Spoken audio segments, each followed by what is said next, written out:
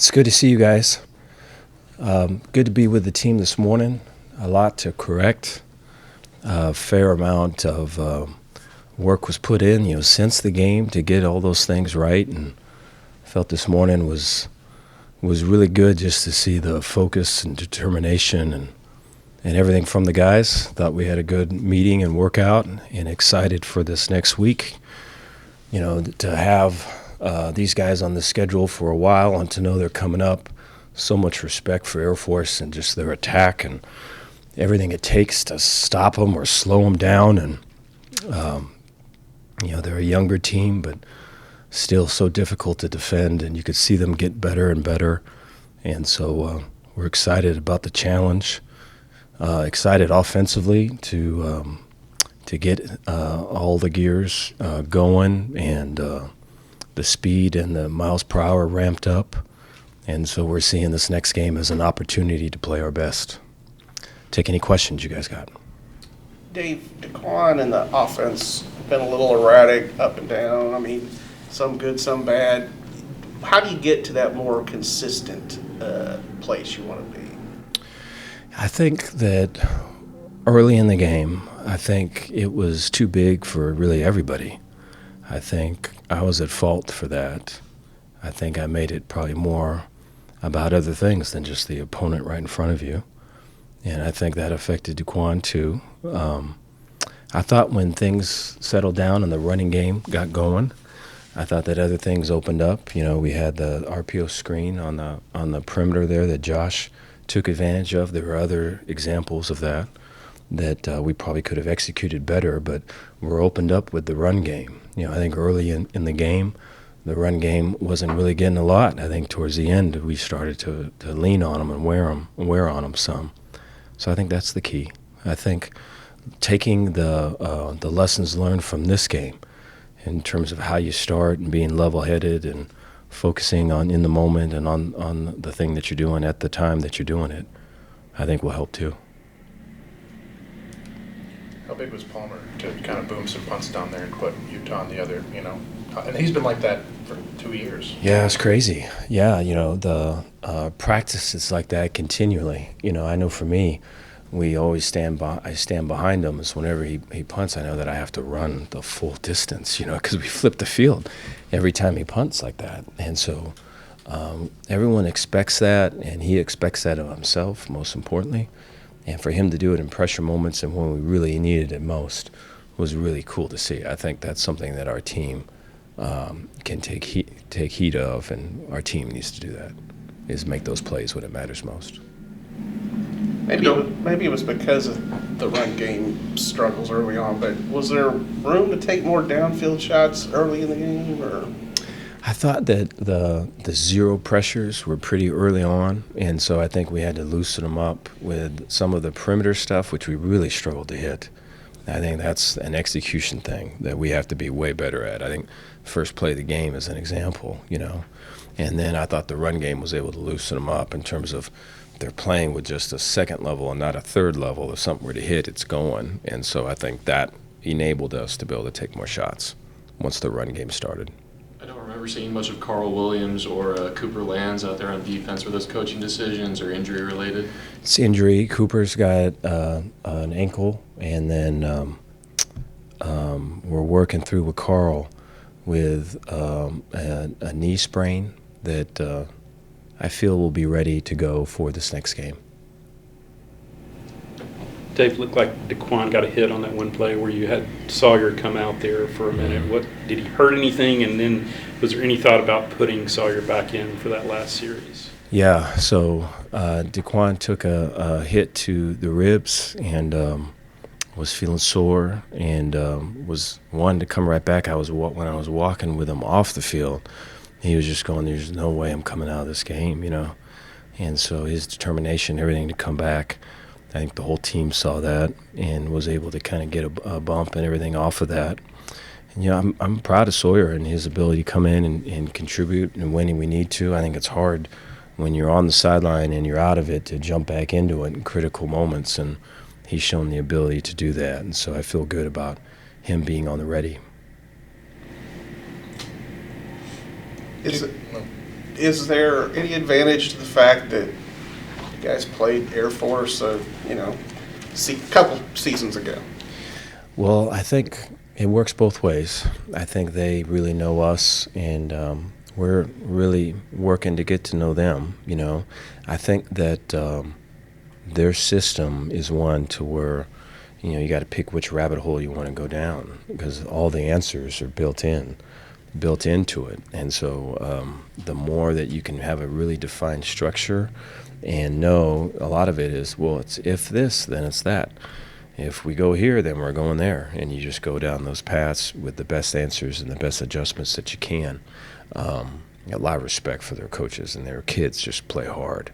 And it is going to be a test for our ability to be accountable and ability to be dependable and to be where you need to be. I think for all of the positives, or of the few positives so far with us, some of it's been on defense, but these people are going to test us because they're really going to force us to be where we need to be.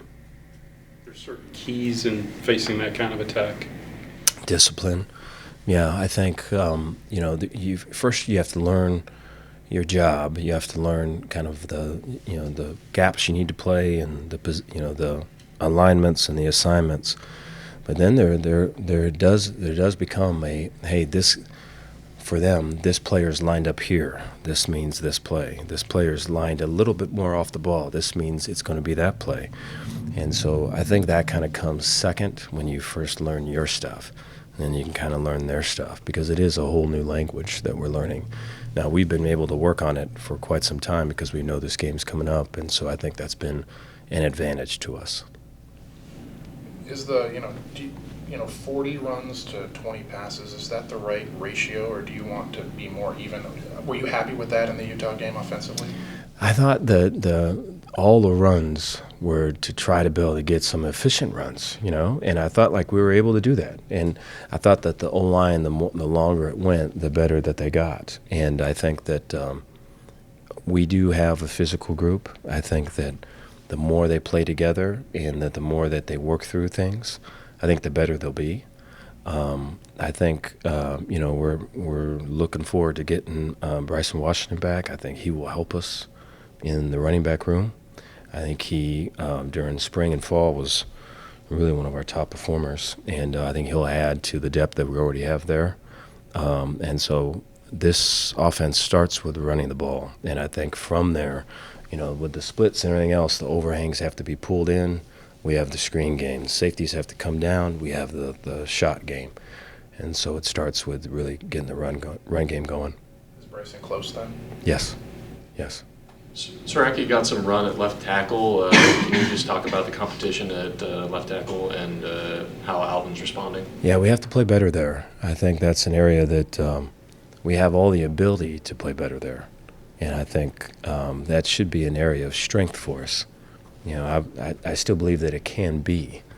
And I think Alvin's working through, his handicaps right now, and I believe that he's going to prevail in that. And then, we're able to give him really good competition, and Siraki's continuing to improve. And so I think all the more better for us when that type of competition pushes each other.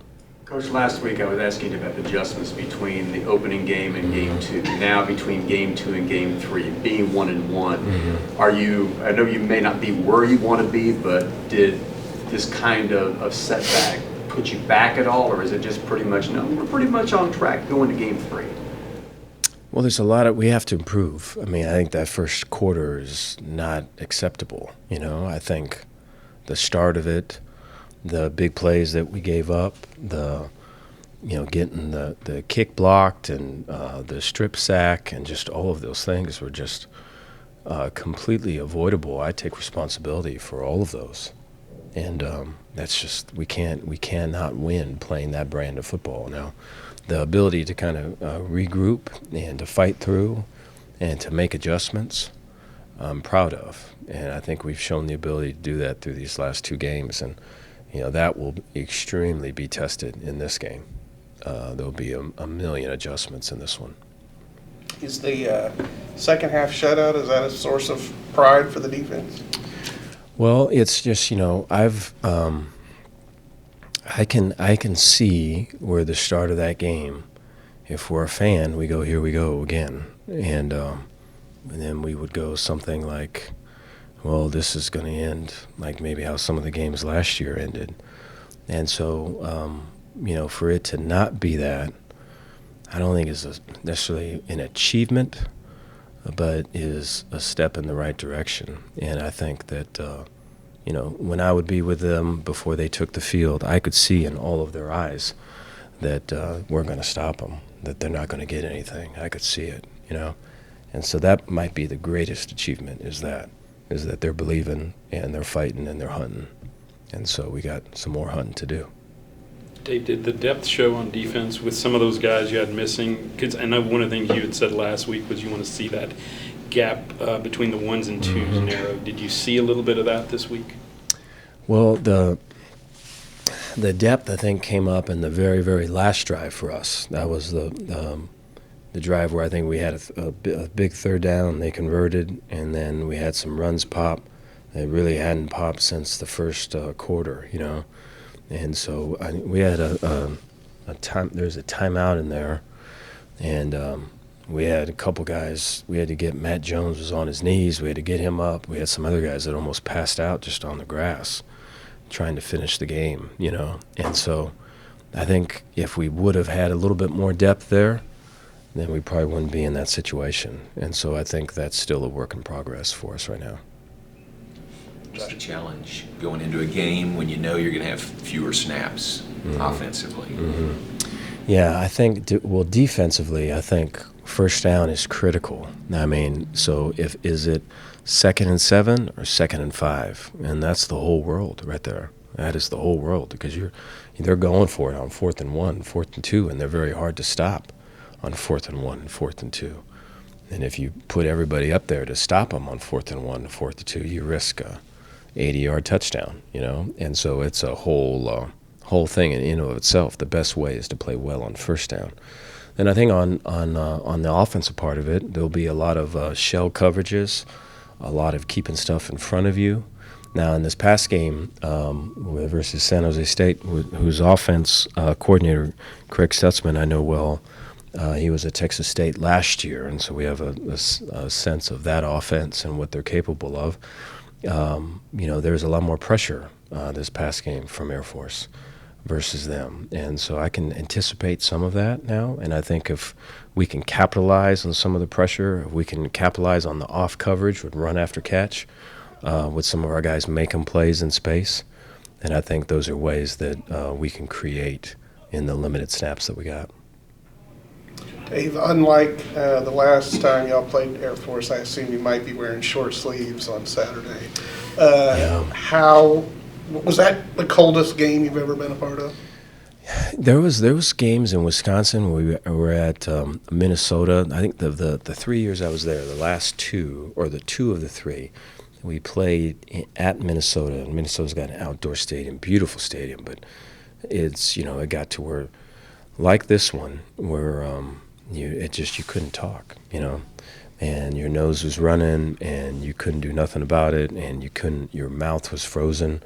I think in that game, if I remember the second series, and man, we're going to make all these adjustments. We're going to, we're ready. And then I remember trying to open my mouth and I couldn't talk. And I'm going like, this is not going to be good. This is going to suck. Yeah. Josh Cameron's had quite the journey. How cool was it to see him kind of finally get in the end zone there? Yeah, of all of the, whether it's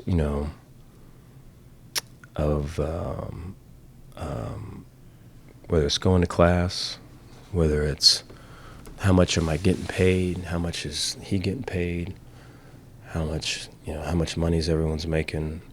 In just that type of world, which that's the world we're in, for there to be a dude that's not like that and just continues to achieve, does everything you ask him to do, so just way proud of him. And what a great family. And I have to imagine just that catch and that run, been pretty cool to hang out with the Camerons during that one.